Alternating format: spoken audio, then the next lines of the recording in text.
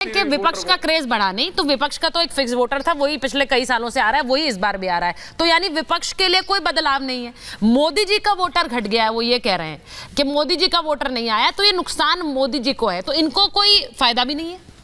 नहीं, ये इनका विश्लेषण हो सकता है। हाँ। देखिए, ये जो वोटिंग ट्रेंड है वो राज्य बार देखेंगे तब ये समझ में आता है। अगर राष्ट्रीय स्तर पर देखें तो पहले चरण में मान लो 3.3%, दूसरे चरण में 2.8% कम है। हाँ। तो ये 3% की कमी नॉर्मली बहुत ज्यादा नहीं लगती है। एक बार जब वोट पीक पर पहुंच गया, ये मान के चलिए कि 2019 में अगर 69% से ज्यादा वोटिंग हुई 70% क्या, तो एक पीक पॉइंट था। ठीक है। उसके बाद उससे ऊपर ले जाने के लिए दोनों पक्षों को, विपक्ष को भी सरकार के खिलाफ ऐसे माहौल बनाने की जरूरत थी कि सरकार के खिलाफ लोग उतरे, और सरकार को भी ये ऐसी स्थिति बनानी थी कि मेरे आने से ही आपका हित है, विपक्ष आपका हित ले सकता है। जब दोनों में आलोड़न होता है तभी वोट बढ़ सकता था। नॉर्मल वोटिंग इस समय हो रही है। जनता में चुनाव को लेकर इस बार उदासीनता थी, चारों तरफ ये दिखाई दे रहा है। लेकिन राज्यों के अनुसार अगर आप देखते हैं तो जैसे वेस्ट बंगाल है, ठीक है, वोट परसेंट घटा है। हाँ। लेकिन लेकिन एवरेज वोट परसेंट अगर वहां 73-74% हो रहा है, इसका मतलब दोनों तरफ की वोटर जो है उनमें है, हराने वाले भी जिताने वाले निकल रहे हैं। अब केरल में 10% वोट गिरा है, तो केरल में किसका है? केरल में तो पहले माना था बीजेपी ताकत नहीं है। हाँ। केरल में तो मान लीजिए कांग्रेस के नेतृत्व वाला है, वो है। लेकिन उत्तर प्रदेश में करीब 8%, मध्य प्रदेश में करीब 9.5-10% वोट गिरा है। छत्तीसगढ़ में तो बढ़ गया है, असम में थोड़ा थोड़ा वोटिंग बढ़ी है। तो इसीलिए कह रहा हूं कि ये वोटिंग ट्रेंड जो है उतना सरल नहीं है जितना बताया जा रहा है। Exactly. पहली बात तो यह है नहीं, ये और नॉर्मल वोटिंग नहीं, इसमें एक और चीज है, मैं एक बार सुनील जी आपके पास आ रही हूँ। इसमें एक और चीज जो समझने वाली होगी, ये पहली बार एक नेशनल लेवल पर एक कोशिश विपक्षी पार्टियों ने की कि गठबंधन बनाकर हम चुनाव लड़ रहे हैं, तो उसके आंकड़े भी कैसे रिफ्लेक्ट किए ये हमें नहीं पता है अभी।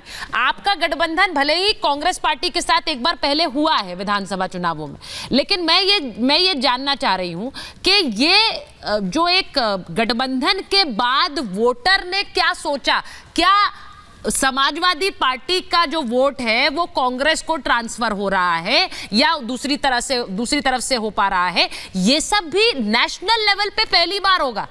कांग्रेस और आप और कांग्रेस, ये भी एक बड़ा एक्सपेरिमेंट होगा। क्या होगा हम नहीं जानते हैं, वोटर क्या सोच रहा है कैसे बता सकते हैं अभी? देखिए सुजाता जी, हाँ। क्योंकि अभी वरिष्ठ पत्रकार को मैं सुन रहा था, कुछ अच्छी बात कर रहे थे और सही है, उस बात को स्वीकार करना चाहिए।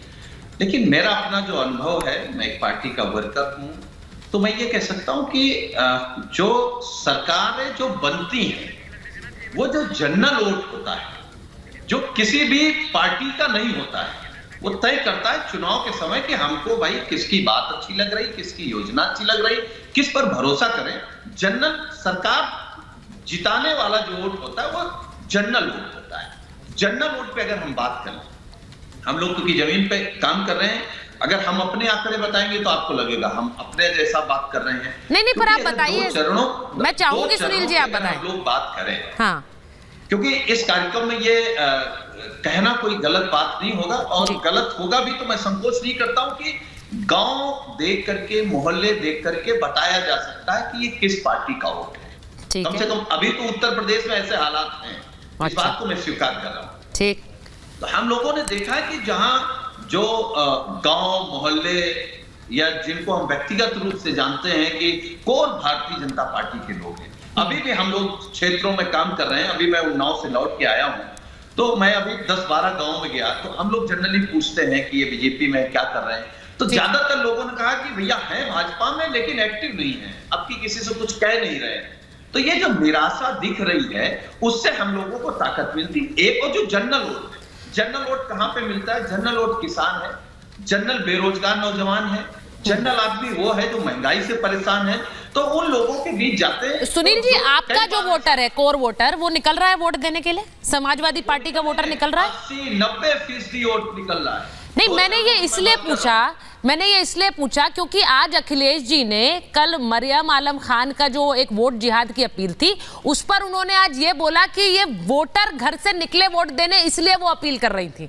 उन्होंने उसको वोट अपील की तरह देखा है कि वोटर प्रतिशत बढ़े, क्योंकि वोटर नहीं निकल रहा है। इसलिए मैं आपसे ये सवाल पूछ रही हूँ, क्योंकि अखिलेश जी ने कहा है।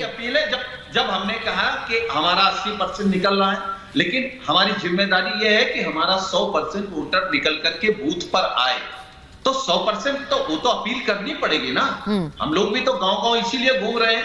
तो आपका 80% निकल रहा है, 20% नहीं निकल रहा है, उसके लिए अखिलेश जी ने बोल दिया। अब एक मिनट, के शर्मा जी, के शर्मा जी से पूछ रहे हो, आप के शर्मा जी, वोट अगर यूपी में गिर रहा है तो करीब करीब 8% है। ठीक है, कहीं कहीं तो आप देखेंगे ना 20% वोट गिरा है किसी किसी क्षेत्र में, बिल्कुल गिरा है। अब आप देख रहे हो 22% गिर रहा है, तो ये थोड़े होता है कि बीजेपी का वोट गिर रहा है। भाई मुझे तो लगता है ये अपील भी हमें करनी चाहिए। इस प्रकार मैं आज इस कार्यक्रम के माध्यम से ये भी अपील कर रही हूँ कि आपको जिसकी सरकार बनानी है उसके लिए जाकर वोट करिए, बाद में पछतावे से कुछ नहीं होगा। इसीलिए अगर वोटर टर्नआउट अच्छा होगा तो आप ये बाद में कह सकते हैं हमने सरकार बनवाई या सरकार गिरवाई। ये आप जब तक खुद वोट नहीं करेंगे नहीं कह सकते। के शर्मा जी, उनका तो 80% निकल रहा है, 20% के लिए अखिलेश जी वोट अपील कर रहा है, आपका कितना निकल रहा है? नहीं, मैं तो हंस ही सकता हूं समाजवादी पार्टी के प्रवक्ता के इस बयान से। आप तो साजन साहब 2014, 2017, 2019, 2022 तब जमीन में नहीं रहते थे, आप हवा में उड़ रहे थे उस समय।